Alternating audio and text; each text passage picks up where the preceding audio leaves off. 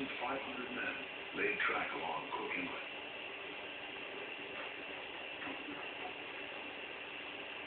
Workers came from different groups, including Russians, Irish, Greeks, and Scandinavians.